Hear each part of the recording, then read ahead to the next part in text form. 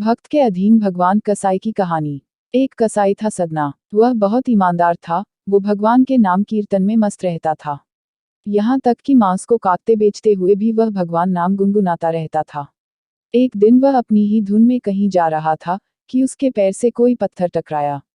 वह रुक गया। उसने देखा एक काले रंग के गोल पत्थर से उसका पैर टकरा गया है।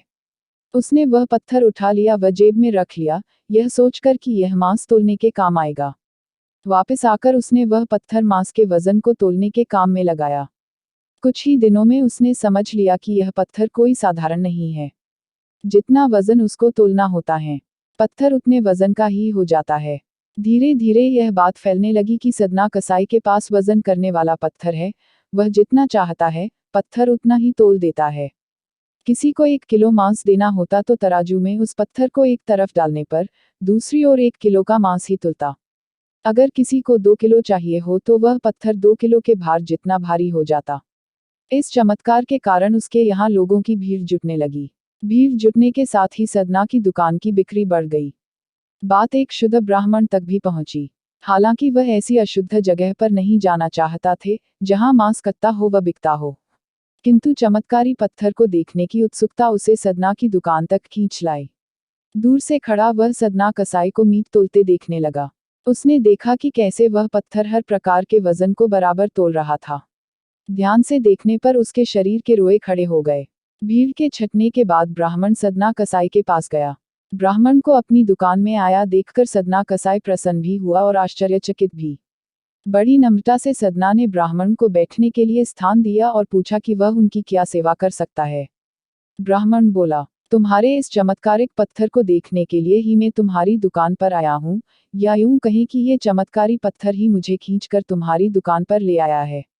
बातों ही बातों में उन्होंने सदना कसाई को बताया कि जिसे पत्थर समझकर वो मांस तोल रहा है, वास्तव में वो शालिग्राम जी हैं, जो कि भगवान का स्वरूप होता है। शालिग्राम जी को इस तरह गले कटे मांस के बीच में रखना व उनसे मांस तोलना बहुत बड़ा पाप है। सदना बड़ी ही सरल प्रकृति का भक्त था। ब्राह्मण की बात सुनकर उसे लगा कि अनजाने में मैं तो बहुत पाप कर रहा हूँ। अनुनय विनय करके सदना ने वह शालिग्राम उन ब्राह्मण को दे दिया और कहा कि आप तो ब्राह्मण हैं, अतः आप ही इनकी सेवा परिचर्या करके इन्हें प्रसन्न करें। मेरे योग्य कुछ सेवा हो तो मुझे अवश्य बताएं। ब्राह्मण उस शालिग्राम शिला को बहुत सम्मान से घर ले आए। घर आकर उन्होंने श्री शालिग्राम को स्नान करवाया, पंचामृत से अभिषेक किया व पूजा अर्चना आरंभ कर दी। कुछ दिन ही बीते थे कि उन ब्राह्मण के स्वप्न में श्री शालिग्राम जी आए व कहा, हे ब्राह्मण, मैं तुम्हारी सेवाओं से प्रसन्न हूँ, किंतु तुम मुझे उसी कसाई के पास छोड़ आओ।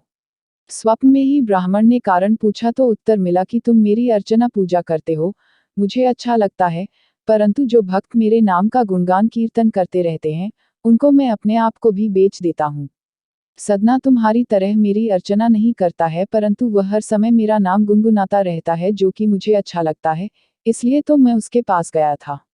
ब्राह्मण अगले दिन ही सदना कसाई के पास गया व उनको प्रणाम करके सारी बात बताई व श्री शालिग्राम जी को उन्हें सौंप दिया। ब्राह्मण की बात सुनकर सदना कसाई की आंखों में आंसू आ गए। मन ही मन उन्होंने मांस बेचने खरीदने के कार्य को तिलांजलि देने की सोची और निश्चय किया कि यदि मेरे ठाकुर को कीर्तन पसंद है तो मैं अधिक से अधिक समय नाम कीर्तन ही करूंगा। आशा करती हूँ आपको ये कहानी पसंद आई होगी।